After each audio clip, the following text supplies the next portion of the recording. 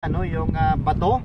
Now normally mga kapatid, so this is yung dito inilalagay yung mga olive fruits, and then there's a heavy stone, solid stone. Usually this is made of granite stone. They are using granite stone to crush the olive fruits because napakatigas ng buto ng olives.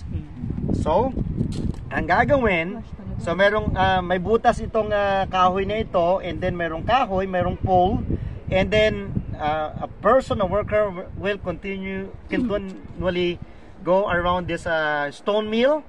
But in the biblical times, usually ang ginagamit lang dito ay donkey. So donkey.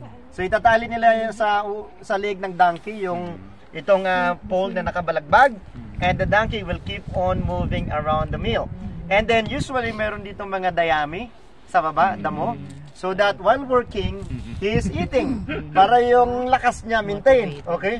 That's why we have in the Bible, Apostle Paul told us that thou shalt not muzzle the ox while it is trading or working. So kasi hindi po pwedeng puro trabaho lang, walang tinatanggap, walang binibigay. Amen. Amen? So kaya dapat yung mga KFC tayo mamaya, KFC. Kaya KFC tayo mamaya. Okay. Pastor. Ha? I love beef yan. And you must understand that the supply of grass here is not just enough, it's more than enough. Okay? It's more than enough.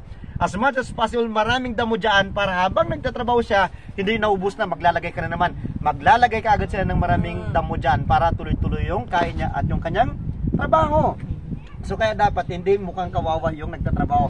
Same is true sa mga workers, pastors, church leaders, dapat hindi sila kawawa. Amen, Pastor. Amen. I agree. We have to be working too. Okay, so it's not for me, okay? It's not for me. But I experienced that thing, mga kapatid. That's why I think around 5 or almost 8 years ago, so talaga nakagawa ko ng lecture about biblical literacy on wealth and finances, because this kind of topic, hindi ito dinidiscuss, mga kapatid, sa church. It wasn't taught in the church. A lot of